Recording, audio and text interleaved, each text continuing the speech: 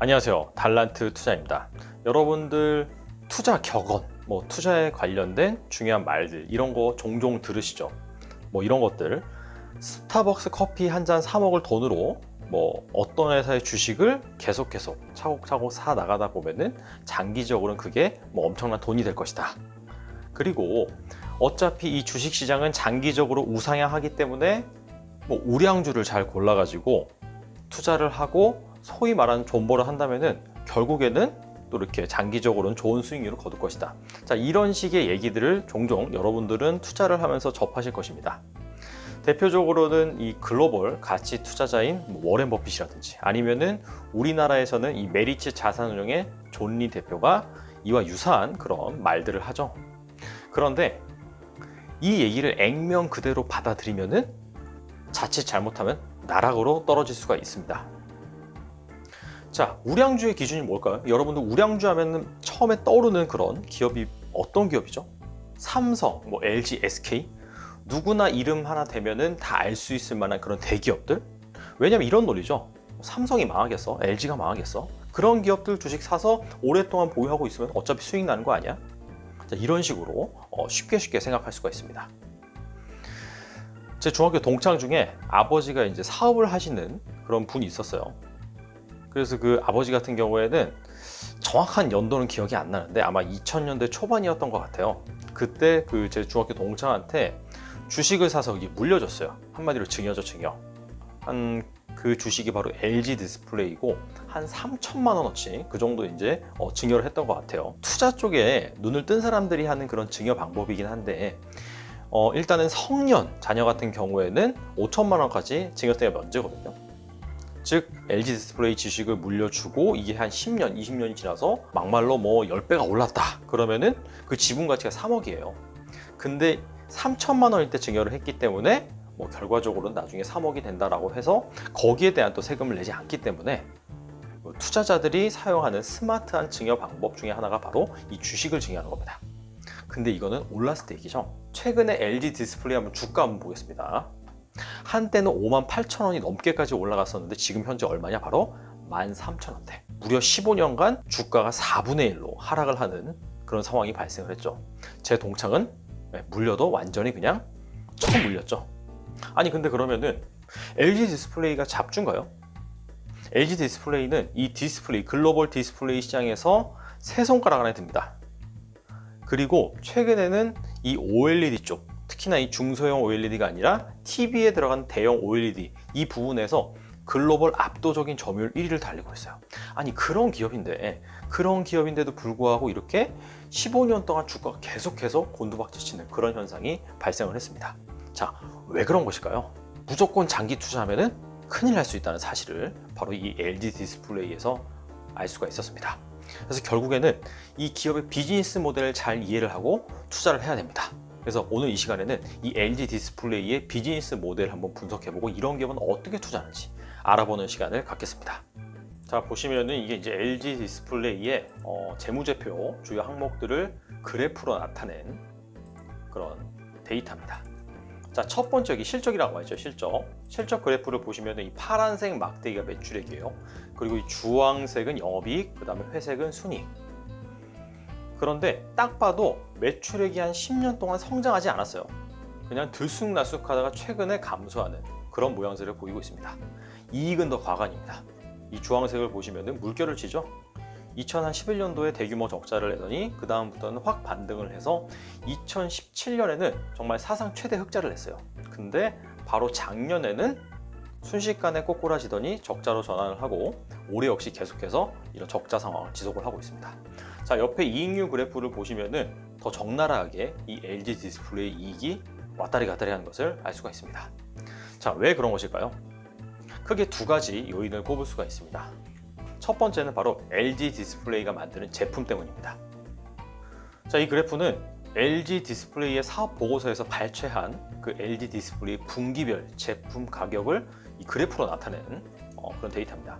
자, 보시다시피 장기적으로 그냥 계속해서 우하향하고 있죠. 중간중간에 이렇게 살짝 반등을 하긴 하지만은 장기적으로 계속해서 내려가고 있어요. 제가 결혼을 할 때 혼수를 장만을 할 때 TV를 샀습니다. 이 LG 베스트샵을 가서 40인치 TV를 샀는데 그때 당시 가격이 얼마냐? 바로 90만 원. 이것도 그나마 좀 적절하게 잘 주고 샀다라고 이제 평가를 받았어요. 근데 최근에 이 계속해서 그 유선 인터넷 변경하라고 계속해서 뭐 통신사에서 뭐 전단지가 날라오죠. 그래서 딱 보면은 사은품으로 뭘 주냐면 55인치 LCD TV를 줘요. 그리고 사은품을 안 받으면은 한 현금으로 30만 원 정도 꽂아주는 걸로 알고 있습니다. 즉 이 얘기는 뭐냐면은 현재 이 55인치 TV 가격이 30만 원대라는 거예요. 저는 6년 전에 무려 40인치를 90만 원에 주고 샀는데, 그러니까 IT 제품이 현실이 바로 이런 겁니다. IT 제품은 시간이 지나면 지날수록 가격이 계속해서 떨어질 수밖에 없습니다. 그렇기 때문에 이 IT 제품을 만드는 기업은 계속해서 신제품을 출시를 하면서 가격을 유지시켜야 돼요. 그리고 장기적으로는 이 가격이 떨어지기 때문에 판매량에서 승부를 봐야 됩니다. 그렇기 때문에 아까 LG 디스플레이 같은 경우에는 매출액이 계속해서 성장하지 않았던 것이죠. 그리고 두 번째, 이 LG 디스플레이 이익률이 들쑥날쑥한 상당히 변동성이 심한 이유는 바로 LG 디스플레이의 유형 자산 때문입니다. 다시 그 LG 디스플레이의 그래프를 보시면은, 자, 이번엔 자산 구조라는 이 재무제표의 그래프를 한번 확인해 볼게요. 여기 여러 가지 항목이 있는데 이 중에서 가장 큰 게 무엇이냐? 이 회색 선이 가장 위에 위치하고 있죠. 이게 바로 유형 자산입니다. 유형 자산. 나머지 자산은 당좌 자산을 제외하고는 거의 땅바닥에 붙어 있어요. 거의 비중이 없다는 거죠. 중요하지 않다는 거예요. 근데 이 LG 디스플레이 유형 자산이 자그마치 얼마냐? 올해 2분기 기준으로 한 24조 원 정도 됩니다. LG 디스플레이의 유형 자산은 다 공장이겠죠, 공장. 즉 이 디스플레이를 만들기 위해서 이 어마어마한 공장 규모가 필요한 겁니다. 디스플레이 라인 하나 까는데 한 수조 원 정도 들거든요. 그리고 이 디스플레이 사업 모델의 핵심은 뭐냐면은, 물론 기술력도 필요하지만은 대량 생산에 따른 원가 절감. 쉽게 예를 들면 이런 거죠. 자, 남자 넷이서 분식집에 갔습니다. 요즘은 좀 덜한데 예전엔 되게 심했어요. 뭐가 심했냐면은, 야, 우리 뭐 먹을래? 그래? 우리 그냥 뭐 비빔밥 하면은 비빔밥 4개요. 바로 이렇게 가는 거예요. 중국집에 가면 짜장면 4개. 뭐 이런 식으로. 즉 남자들은 누구 하나 약속을 하지 않았어도 일반적으로 메뉴를 통일하는 습관이 있어요. 그럼 이게 누구한테 줬느냐? 바로 주방장, 바로 이제 주방장님한테 줬죠. 주방장님, 그죠? 왜냐면은 똑같은 4인분을 만들어도 메뉴가 하나면은 훨씬 그 노동의 요소가 덜 소요되는 거예요. 이를테면은 이 4인분 모두 각각 다른 메뉴를 시켰으면은 이 하나하나를 각각 따로따로 다 만들어야 되거든요. 그러면 당연히 이 주방장님이 만드는 게 힘들겠죠. 근데 메뉴를 4인분을 하나로 통일을 하면은 당연히 각각 다른 메뉴를 만드는 것보다는 훨씬 쉬울 겁니다. 이게 바로 이 대량 생산의 핵심입니다. 자, 가령 이 100개의 제품을 생산을 하기 위해서는, 똑같은 제품 100개를 생산을 하기 위해서는 뭐 예를 들어서 10의 노동 요소가 투입이 된다 라고 한다면은, 똑같은 제품 1000개를 만들기 위해서는 노동 요소가 100이 투입되는 것이 아니라 뭐 70이 투입될 수도 있고 아니면 60이 투입될 수 있다는 것이죠. 왜냐하면 똑같은 제품을 대량으로 생산하면 생산할수록 이 생산 요소, 이 노동력이 덜 투입된다든지 아니 원재료가 절감된다든지 이런 특징이 있습니다. 그래서 이 디스플레이, 글로벌 디스플레이 업체 같은 경우에는 공장을 어마어마하게 짓고 거기서 한꺼번에 비슷한 제품, 유사한 제품을 대량으로 생산하는 것입니다. 디스플레이 패널이 사실 종류가 다양하지 않거든요. 다양한 건 뭐냐면 사이즈예요, 사이즈. 엄청나게 큰 이 마더글라스라는 게 있어요. 그거를 만든 다음에 뭐 핸드폰용 아니면은 뭐 TV용 이런 식으로 잘라서 쓰는 거죠. 뭐 태블릿용, 노트북. 그렇기 때문에 이 디스플레이는 대량 생산에 따른 원가 절감이 중요하다. 자, 이런 식으로 정리를 해볼 수가 있겠고, 자, 그렇다 보니까 이게 공장을 많이 짓는 거예요. 근데 공장을 많이 짓고 유형 자산이 이렇게 몇십조 단위로 있으면은 필연적으로 발생하는 게 바로 감가상각비입니다. 감가상각비가 무엇이냐? 실질적으로 현금적으로 비용이 나가는 건 없는데 회계적으로는 비용으로 처리를 하는 게 바로 감가상각비입니다. 근데 이 감가상각비는 대표적인 고정비입니다. 고정비. 즉 돈을 잘 벌거나 못 벌거나 똑같이 지출되는 그런 비용이다라고 해서 고정비라고 합니다.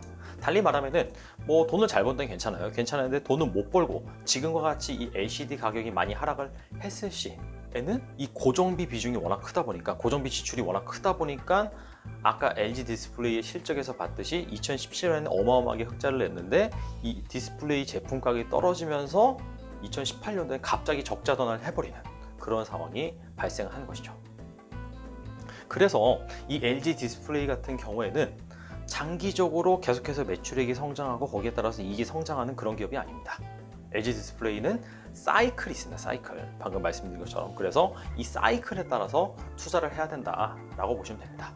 그래서 업황이 가장 안 좋을 때 투자를 하고요. 그다음에 업황이 가장 좋을 때 파는 그런 전략을 사용을 해야 됩니다. 지금 같은 경우에는 어떻게 보면 LG 디스플레이는 매수 타이밍이라고 볼 수가 있습니다. 2년 연속 적자를 지속을 하고 주가도 역대 최바닥에 위치한 그런 상황이기 때문이죠. LG 디스플레이 같은 기업은 이렇게 사이클로 투자를 했는데 사이클. 투자해서 장기적으로 가져가는 것이 아니라 예를 들어서 업황이 바닥일 때 투자를 하고 업황이 많이 회복돼서 최고조에 이뤘을 때 파는 그런 사이클 투자를 해야 됩니다. 그래서 이런 기업은 딱 하나만 보시면 돼요. 하나. 업황이 지금 너무 안 좋아요. LG 디스플레이 같은 경우에는 이 상황에서 과연 이 기업이 살아남을 것인가? 언젠가는 업황이 다시 턴할 텐데 그때 LG 디스플레이가 살아남아서 다시 돈을 잘 벌 것인가? 자, 그 부분에 대한 확신이 있으면은 LG 디스플레이는 투자를 할 수가 있습니다. 근데 그 부분에 대한 확신이 없다? 그럼 투자하면 안 되겠죠. 현재 LG 디스플레이는 이 LCD 이쪽 부분은 지금 중국 쪽 BOE라든지 CSOT라든지 이런 그런 중국의 거대 기업들이 정부 자금도 지원받고 막대한 자본을 통해서 LCD 쪽 공장을 엄청나게 지었어요. 그래서 이미 LCD 쪽 점유율은 중국이 많이 가져간 상황입니다. 그래서 삼성이나 LG 같은 경우에는 지금 현재 OLED 쪽으로 계속해서 전환을 하고 있습니다. 그래서 LG 디스플레이는 현재 가지고 있는 LCD 라인 이건 이제 폐쇄를 시키고 OLED 라인 쪽으로 전환을 하고 있습니다. 긍정적인 것은 LG가 이 OLED TV 부분에서는 압도적인 1위죠. 그렇기 때문에 계속해서 이 OLED 쪽으로 전환을 트라이 할 겁니다. 그래서 이 전략이 만약에 성공할 것이다 라고 확신을 하시면은 지금 같은 상황에서는 좋은 투자 기회가 될 수 있을 것입니다. 자, 정리하겠습니다. 무조건 우량주에 우리가 알고 있는 대기업에 장기 투자하면 돈을 번다? 조심하셔야 됩니다. 액면 그대로 받아들이시면 안 되고 그에 앞서서 그 기업의 비즈니스 모델부터 정확히 파악을 하신 다음에 장기적으로 계속해서 성장하는 스노우볼이다? 그런 기업은 장기 투자해도 돼요. 하지만은 LG 디스플레이처럼 굴곡이 심한 사이클을 타는 기업 같은 경우에는 보시다시피 업황이 바닥일 때 투자하고 업황이 회복될 때 파는 그런 사이클 투자 전략을 실행을 하셔야 된다. 자, 이런 식으로 정리를 하면서 오늘은 마치도록 하겠습니다. 감사합니다.